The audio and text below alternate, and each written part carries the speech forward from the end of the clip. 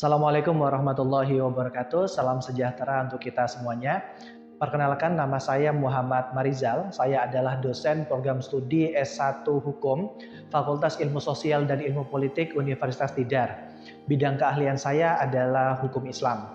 Video ini dibuat untuk pernyataan diri dosen unjuk kerja Tridharma Perguruan Tinggi atau PDD UKT-PT bidang pengajaran sebagai bentuk pemenuhan persyaratan sertifikasi dosen tahun 2023. Dalam video ini saya akan menjelaskan tentang deskripsi mata kuliah hukum Islam disertai dengan capaian pembelajaran, bahan kajian, bentuk penugasan, dan komponen penilaian.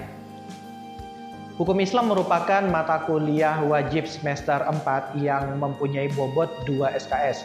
Mata kuliah ini mempunyai 2 mata kuliah prasyarat, yaitu pengantar ilmu hukum dan pengantar hukum Indonesia. Mata kuliah ini diajarkan dalam 14 kali pertemuan dengan metode ceramah, diskusi, dan penugasan dalam bentuk kuis melalui e-learning ataupun ELITA. Sedangkan tugas akhir yang dikerjakan oleh mahasiswa secara berkelompok adalah menyusun sebuah artikel yang berkaitan dengan dinamika pelaksanaan hukum Islam di Indonesia dengan metode studi kasus. Artikel tersebut kemudian akan diterbitkan dalam bentuk buku antologi Dinamika Pelaksanaan Hukum Islam di Indonesia. Selain bentuk penugasan, produk buku tersebut diharapkan dapat menjadi bahan kajian untuk menambah khazanah keilmuan dalam bidang hukum Islam. Mata kuliah ini mempelajari hukum Islam yang bersumber dari Al-Quran, hadis, ijma, dan qiyas, serta penerapan hukum Islam di Indonesia. Adapun bahan kajian mata kuliah ini adalah sebagai berikut. Yang pertama, tinjauan umum tentang hukum Islam, kemudian sumber-sumber hukum Islam, beberapa mazhab ataupun aliran dalam hukum Islam, asas-asas dan tujuan hukum Islam dalam sistem hukum nasional Indonesia, eksistensi KHI dan KHES, hukum perikatan Islam dan produk-produk akad, hukum ekonomi syariah dan lembaga keuangan syariah, hukum keluarga Islam, hukum pidana Islam, peradilan agama di Indonesia, penerapan syariat Islam di Aceh, dan yang terakhir adalah analisis kasus-kasus hukum Islam di Indonesia. Adapun capaian pembelajaran lulusan mata kuliah ini adalah sebagai berikut. Mahasiswa diharapkan mampu menerapkan nilai-nilai dan konsep hukum Islam di masyarakat, menunjukkan sebagai pribadi yang taat hukum Islam, mampu menjawab tantangan permasalahan hukum Islam di Indonesia, dan mampu menunjukkan bahwa hukum Islam sebagai pembaharu dalam masyarakat, serta sebagai pembentuk nilai-nilai sosial budaya. Capaian pembelajaran mata kuliah hukum Islam ini adalah sebagai berikut. Yang pertama, kemampuan memahami pokok-pokok ajaran hukum Islam. Yang kedua, kemampuan menerapkan ajaran hukum Islam sebagai sumber nilai dan landasan berpikir, serta berperilaku dalam ilmu dan profesi yang digeluti. Dan yang ketiga, kemampuan menyelesaikan masalah-masalah yang berkaitan dengan hukum Islam dalam kehidupan sehari-hari. Adapun komponen penilaian mata kuliah hukum Islam, karena mata kuliah ini merupakan kelompok mata kuliah teori, maka komponen penilaiannya adalah sebagai berikut. Yang pertama, kuis dan tugas harian. Masing-masing diberikan komponen sebesar 5%. Kemudian ujian tengah semester dan ujian akhir semester masing-masing diberikan 20%. Dan yang terakhir adalah penugasan studi kasus yang diberikan komponennya sebesar 50%. Demikian gambaran umum mata kuliah hukum Islam. Berikut adalah video pembelajaran mata kuliah hukum Islam yang dilaksanakan secara tatap muka di ruang kelas dengan materi tentang peradilan agama di Indonesia. Assalamualaikum warahmatullahi wabarakatuh. Selamat siang rekan-rekan semuanya. Hari ini kita akan melanjutkan mata kuliah hukum Islam untuk pertemuan ke-13. Pembahasan ataupun materinya tentang peradilan agama ya, tentang peradilan agama. Sebelum kita mulai mata kuliah kita ataupun sebelum kita mulai pertemuan kita pada hari ini, kita berdoa terlebih dahulu sesuai dengan agama dan keyakinan masing-masing. Berdoa dimulai. Berdoa selesai. Makasih. Jadi seperti ini. Hukum Islam itu kan dikatakan sebuah sistem karena kelengkapan dari strukturnya, dari substansinya, dari budayanya, makanya dia dikatakan sebagai sebuah sistem gitu. Jadi semua kelengkapan yang menurut Friedman itu semuanya ada. Maka dari itu dikatakan bahwa struktur sebagai nantinya lembaga penegak yang di dalamnya itu ada hakim, di dalamnya itu ada pengacara, di dalamnya itu ada prosedur beracara di dalamnya. Nah, itu harus ada di sana. Jadi pengadilan agama pun itu harus ada karena menyesuaikan dengan kebutuhan masyarakat Muslim yang ada di Indonesia. Jadi Indonesia ini sebenarnya itu bukan negara Islam ya, bukan Islamic State gitu, tapi dia dikatakan sebagai Muslim country, yaitu negara yang di dalamnya itu ada orang Muslim. Gitu. Jadi bukan negara Islam. Jadi pondasinya itu bukan pondasi agama Islam, bukan pondasi ajaran agama Islam, tetapi adalah negara yang kebetulan dihuni banyak masyarakat Muslim seperti itu. Maka disebut sebagai Muslim country. Nah, sebelum kita beranjak lebih jauh gitu, di sini ada definisi dari peradilan dan pengadilan. Secara singkatnya, teman-teman, saya akan jelaskan sedikit. Kalau di sini nanti bisa dibaca sendiri bahwa perbedaan antara pengadilan dengan peradilan itu berbeda antara sistem dengan lembaga. Peradilan itu dianggap sebagai sistem karena di dalamnya itu ada lembaganya, ada subjeknya yaitu hakim gitu ya, dan ada prosedur-prosedurnya. Itu yang dikatakan sebagai sistem. Nah, berbeda dengan pengadilan. Nah, pengadilan ini adalah bagian daripada sistem tersebut. Nah, bentuknya itu adalah lembaga. Di dalamnya itu ada bangunannya, terus kemudian ada ruang sidangnya, ada hakimnya yang secara real itu bisa kita lihat gitu. Nah, itu dianggap sebagai pengadilan. Nah, kalau di sini definisinya adalah suatu lembaga atau institusi tempat untuk mengadili, tempat di mana orang untuk mengakses keadilan atau menyelesaikan sengketa hukum dalam fungsi kekuasaan kehakiman dalam ruang lingkup perkara-perkara yang memang menjadi kompetensi absolutnya pengadilan agama. Jadi ada kompetensi tertentu yang memang menjadi kompetensi absolut pengadilan agama. Itu adalah disebut sebagai pengadilan ataupun pengadilan agama ya. Kemudian ini ruang lingkup pengadilan agama di tingkat pertama itu ada tingkat kota ataupun kabupaten kota, itu ada tingkat 1, kemudian tingkat 2 itu ada tingkat banding pengadilan tinggi agama yang berada di provinsi, kemudian terakhir itu tingkat kasasi. Tingkat kasasi ada di Mahkamah Agung. Baik. Kemudian kita harus mengetahui juga dasar hukum dari peradilan agama itu diatur dalam, yang pertama dasar hukumnya itu diatur dalam Undang-Undang Dasar yang memberikan perintah, yang memberikan pesan bahwa kekuasaan kehakiman itu memang harus dilaksanakan sebaik-baiknya melalui beberapa lingkungan peradilan. Nah, kalau di sini dikatakan bahwasanya dijelaskan ataupun dilaksanakan itu oleh Mahkamah Agung beserta lingkungan-lingkungan peradilan yang ada di bawahnya. Ada peradilan umum, peradilan agama, peradilan militer, dan pengadilan tata usaha. Nah, selain itu tidak hanya Mahkamah Agung, juga dijalankan oleh Mahkamah Konstitusi. Ini adalah Undang-Undang Peradilan Agama. Sudah 2 kali diamandemen.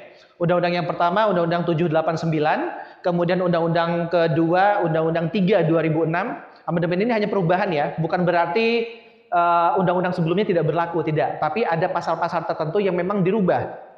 Itu pasal-pasal tertentu yang dirubah itu, ya itulah yang berlaku. Yang sebelumnya yang belum dirubah masih berlaku di undang-undang yang lama. Kemudian undang-undang yang ketiga, Undang-Undang tahun 50 2009. Nah, beberapa substansi perubahannya itu sudah bisa dibahas, bisa dibaca oleh teman-teman. Di situ ada tahun 3 2006 itu membahas tentang peradilan khusus yang ada di Aceh, Mahkamah Syariah. Kemudian menambah satu kompetensi. Dulunya kompetensi ini menjadi rebutan pengadilan agama dengan pengadilan negeri, yaitu kompetensi tentang perkara ekonomi syariah. Kan ekonomi syariah ini menjadi isu yang sangat wah saat itu, ketika tahun 90-an awal. Ketika pertama kali adanya Bank Muamalat itu, Bank Muamalat Indonesia gitu ya. Nah, itu menjadi isu gitu. Gimana kalau seandainya ada sengketa-sengketa nih di ekonomi syariah. Siapa yang mempunyai kompetensi untuk menyelesaikan sengketa ini? Nah, sebelum adanya Undang-Undang 3 2006 ini gitu, pengadilan negeri maupun pengadilan agama sama-sama bisa menerima sengketa ekonomi syariah. Gitu. Nah, tapi di Undang-Undang 3 2006 memberikan ekonomi syariah itu kompetensinya dialihkan ke pengadilan agama secara utuh. Kalau kita ngomong sudah kompetensi absolut berarti sudah tidak boleh diganggu gugat.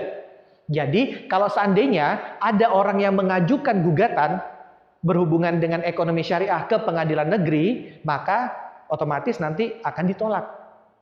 Oh, ini bukan kapasitasnya kita, oh ini bukan kompetensinya kita. Kompetensinya berada di pengadilan agama.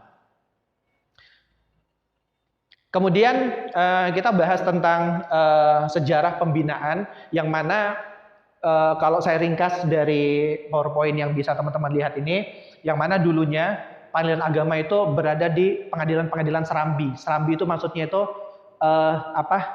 di depan-depan istana-istana raja dulunya. Jika ada orang yang ingin mencari keadilan dari suatu perkara tertentu, mereka ini lari ke sultan. Wahai sultan, tolong adili kami gitu. Nah, pengadilan-pengadilan tersebut nanti akan berada di serambi-serambi, akan berada di teras-teras kesultanan. Gitu. Nah, dulunya itu peradilan Serambi maksudnya. Nah, terus kemudian kalau peradilan Serambi, kesultanan sudah jelas ya, berarti dia di bawah siapa? Eksekutif. Jadi sultan sebagai eksekutif, dia juga membawahi yudikatif. Jadi secara otomatis dia menguasai, sultan saat itu menguasai dua kekuasaan, eksekutif dan yudikatif. Dan sultan juga bisa membuat hukum, berarti legislatif. Yang mana kita ketahui dalam hal pembagian kekuasaan itu memang ditakutkan. Ada orang-orang tertentu yang menguasai lebih dari satu kekuasaan. Maka dari itu menurut teori pembagian kekuasaan Montesquieu itu memang harus dipisah ini. Jangan sampai ada satu orang itu yang punya kekuasaan lebih daripada satu, gitu. Nanti repot itu urusannya. Kan kalau yang sebelumnya sudah pernah kita bahas, kekuasaan kehakiman itu adalah kekuasaan negara untuk menegakkan hukum tanpa ada intervensi dari manapun. Harus merdeka. Tidak boleh ada intervensi dari luar, dari manapun itu nggak boleh ada. Jadi memang harus betul-betul merdeka, karena pada dasarnya yang ingin dicapai oleh pengadilan itu adalah keadilan. Namanya saja pengadilan ya. Yang dicapai adalah keadilan dan kemanfaatan dari hukum itu sendiri. Jadi jika diintervensi oleh kekuasaan apapun itu, dia akan berantakan nanti. Bisa jadi bukan demi keadilan, demi kepentingan. Nah, itu yang repot itu nanti. Ya, jadi dia harus bersih dari intervensi manapun. Kemudian pada tahun 1882 sampai dengan 1946 itu masih di bawah naungan kekuasaan kehakiman, di bawah Kementerian Kehakiman ataupun Departemen Kehakiman, pengadilan-pengadilan itu. Yang mana kalau kita ketahui kalau ngomong kementerian, departemen berarti eksekutif, masih di bawah pemerintah. Jadi pemerintah itu masih memegang dua kekuasaan ini. Oke lah, legislatif itu sudah dipisah gitu, tapi dia masih memegang yudikatif gitu. Yudikatif masih dipegang oleh eksekutif itu sampai dengan tahun 70. Sampai dengan tahun 70. Itu masih dipegang. Masih di bawah naungan kekuasaan kehakiman, masih di bawah naungan Departemen Kehakiman ataupun saat ini sekarang Departemen Kementerian Hukum dan HAM sebetulnya. Tapi dulu kan namanya Departemen Kehakiman ataupun Departemen Hukum gitu ya. Masih di bawah naungan itu. Tapi pada tahun 70 itu memang sampai dengan 2004 itu sudah dibina oleh Mahkamah Agung melalui one roof system. Nah, ini kita katakan one roof system. Yang dulunya teknis yudisial saja yang di bawah Mahkamah Agung. Bagaimana prosedur beracaranya, bagaimana pengaturan tentang hakimnya. Nah, itu di bawah MA dulu. Terus kemudian yang di bawah yang administrasi, organisasi sama finansial itu di mana gitu. Nah, itu masih dipegang oleh Departemen Agama. Yang mana Departemen Agama itu adalah eksekutif. Masih repot lagi nih loh. Masa Bidang-bidang administrasi, bidang organisasi, bidang finansial itu masih dipegang sama eksekutif. Terus kemudian bidang yudisialnya itu dipegang sama MA. Jadi ada beberapa fungsi itu yang sampai saat itu pengadilan agama itu nggak mandiri. Jadi kalau misalnya bidang finansial gitu, yang ngasih gaji hakim berarti siapa? Eksekutif dari Departemen Agama. Anggarannya anggaran Departemen Agama, bukan anggaran Mahkamah Agung. Nah, kemudian melalui one roof system ini semuanya diambil oleh Mahkamah Agung. Administrasinya, organisasinya, finansialnya semua dari Mahkamah Agung. Bahkan saat ini, kalau teman-teman nanti ada yang pengen jadi hakim gitu, CPNS menjadi hakim apapun itu, pengadilan negeri, pengadilan agama, itu merupakan CPNS yang dilaksanakan, yang diselenggarakan oleh Mahkamah Agung. Jadi segala anggarannya, terus kemudian segala program-programnya itu semuanya program Mahkamah Agung. Bahkan yang berhubungan dengan etika, yang berhubungan dengan teknis yudisial, beracara, terus kemudian jurisprudensi, itu semuanya dari Mahkamah Agung. Ini diatur dalam Undang-Undang 49 tahun diatur dalam pasal 49, pasal 49 Undang-Undang 3 2006 tentang kompetensi absolut pengadilan agama. Kompetensi absolut itu adalah perkara-perkara yang menjadi ruang lingkup ataupun ranahnya pengadilan agama, yang mana kalau perkara ini diajukan ke pengadilan lain itu tidak akan diterima. Loh, tapi kan ada asas pengadilan tidak boleh menolak perkara. Terus cara nolaknya gimana? Nolaknya itu tidak melalui administrasi. Jadi administrasi tetap diterima. Ketika dicek oleh ketua gitu, oh ini bukan ranahnya kita, baru nanti ditolak. Yang dinyatakan bahwasanya nanti melalui surat bahwasanya ini bukan kompetensinya kami.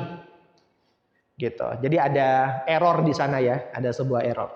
Di sini dibahas bahwasanya PA bertugas dan berwenang memeriksa, memutus dan menyelesaikan perkara di tingkat pertama antara orang-orang yang beragama Islam di bidang perkawinan, waris, wasiat, hibah, wakaf, zakat, infak, sedekah dan ekonomi syariah. Yang baru itu adalah ekonomi syariah. Itu yang baru. Baru ada di Undang-Undang tahun 2006 ini. Yang dulunya itu menjadi rebutan antara PN dengan PA.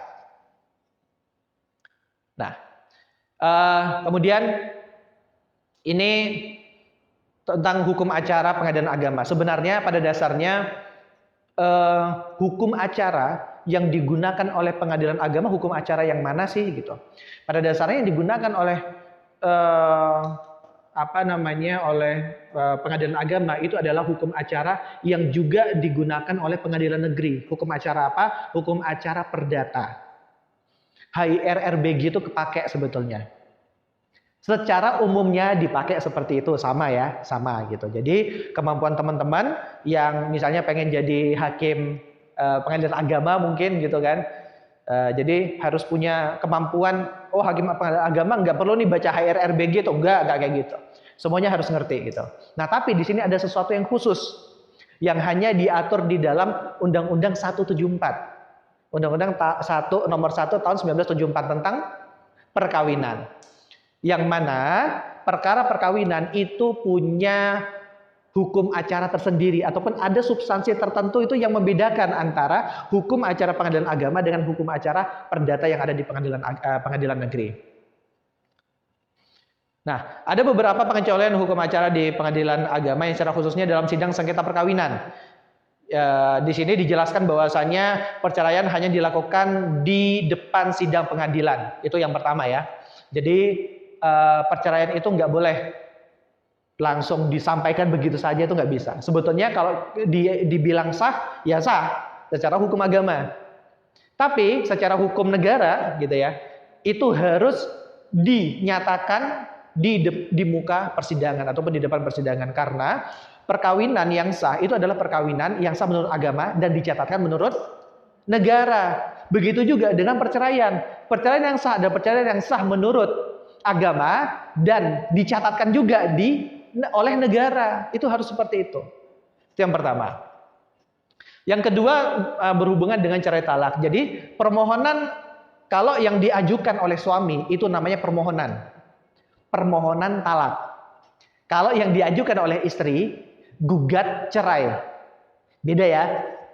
Beda.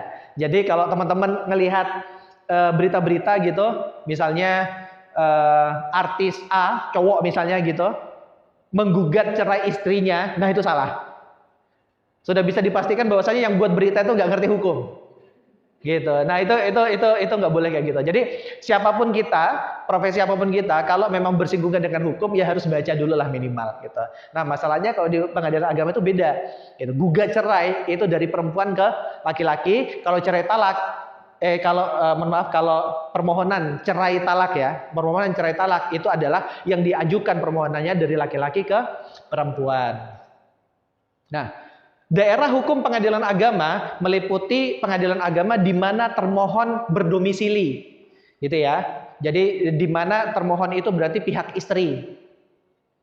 Pemohon kan laki-laki, pihak istri kan termohon, gitu ya. Jadi laki-laki jika seorang suami jika ingin berproses talak, gitu ya, berproses talak, dia harus mengajukan permohonan itu ke pengadilan agama di mana istri saat itu berdomisili.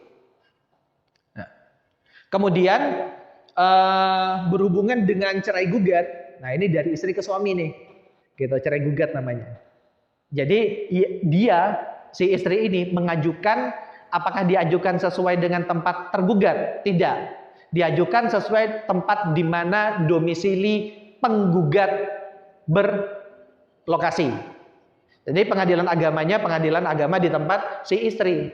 Nah, gambar umumnya seperti ini. Misalnya, ini saya ceritakan dua kasus tadi ya, antara permohonan cerai talak dengan permohonan cerai gugat.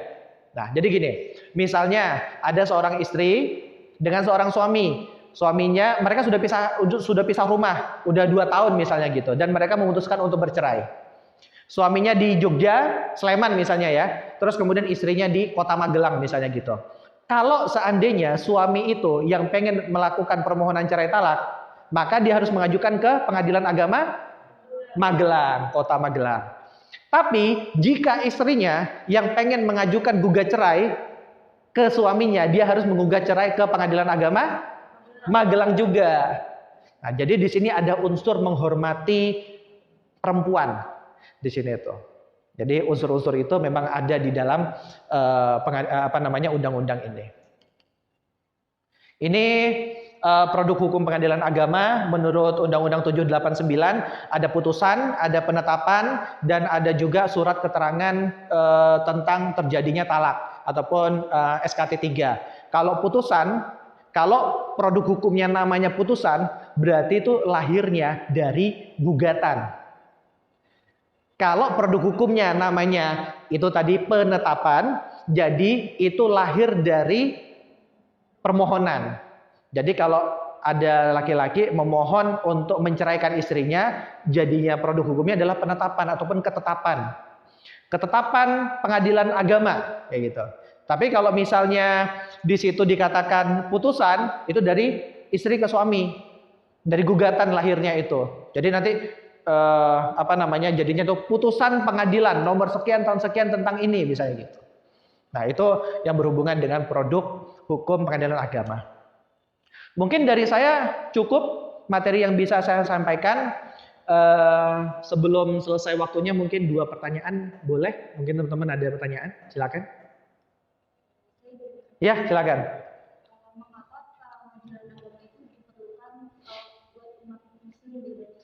Mengapa pengadilan agama dibutuhkan untuk umat muslim di Indonesia itu?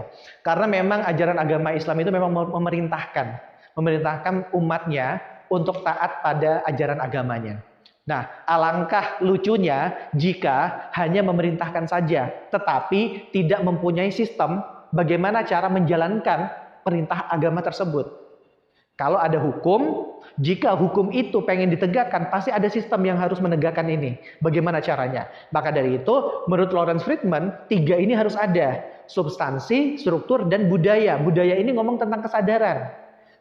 Orang Islam ngomong, kita butuh pengadilan ini. Gitu. Terus kemudian, substansi sudah ada.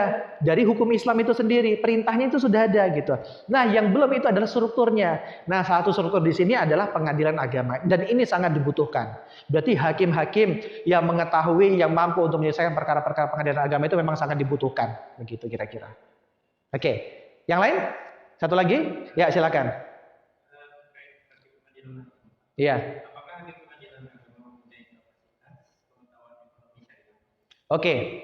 Karena ekonomi syariah itu berhubungan dengan kompetensi yang baru ya, gitu. Memang saat itu sangat diragukan. Makanya kenapa pengadilan negeri itu pengen apa namanya ya, masih simpang siur ini. Udah kita ambil buat kita aja. Kata pengadilan agama, loh ini kan enggak, ini kan berhubungan dengan syariah gitu. Nah, jadi memang itu menjadi PR sebetulnya. Sampai saat ini pun Fakultas Hukum itu jarang menjelaskan tentang ekonomi syariah.